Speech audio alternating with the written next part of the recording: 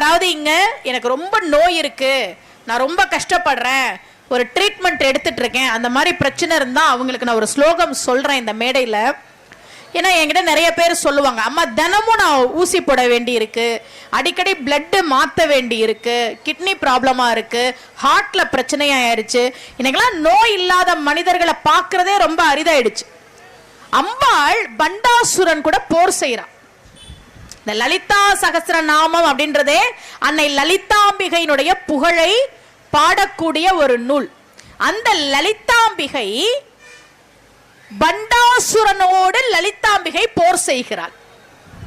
ஒவ்வொரு நாளும் ஒவ்வொரு விதத்திலே பண்டாசுரன் தாக்குதல் நடத்துறான். அம்பாள் அதுக்கு ஏத்த மாதிரி அவன் கூட போர் செய்யறான்.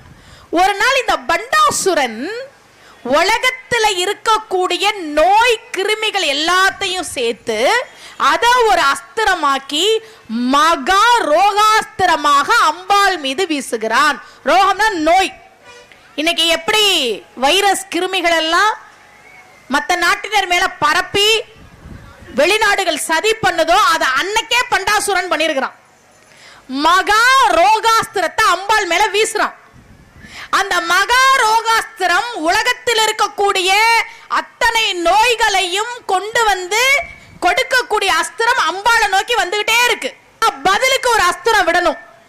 இவ என்ன பண்ணா, ஆயுதத்தை எடுத்தா பெருமாளினுடைய 3 நாமங்கள்ல சொன்னா சொல்லி அந்த அஸ்திரத்தை நாமாஸ்திரமா மாத்தினா. வந்துகிட்டு இருக்கிறது ரோகாஸ்திரம், நோயை கொடுக்கக்கூடியது. அதை வீழ்த்துறதுக்கு பெருமாளினுடைய 3 நாமங்களை சொல்லி நாமாஸ்திரமாக்கி அந்த நாமாஸ்திரத்தை அம்பாள் வீசினால் பண்டாசுரன் வீசிய ரோகாஸ்திரத்தை அம்பாள் வீசிய நாமாஸ்திரம் வீழ்த்தியது. அந்த நாமங்கள் என்னென்ன தெரியுமா? அச்சுதன், அனந்தன், கோவிந்த். ஓம் அச்சுதாய நமக, ஓம் அனந்தாய நமக, ஓம் கோவிந்தாய நமகன்னு சொன்னா அது நோய் தீர்க்கும் மந்திரம். லலிதாம்பிகை வரலாறு நமக்கு சொல்கிறது.